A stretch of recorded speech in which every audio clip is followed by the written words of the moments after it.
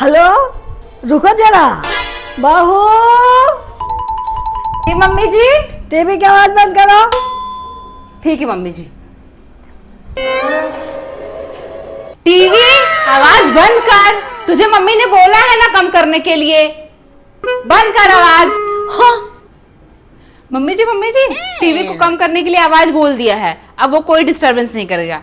ठीक है मम्मी जी। हे भगवान, कैसी बहू है।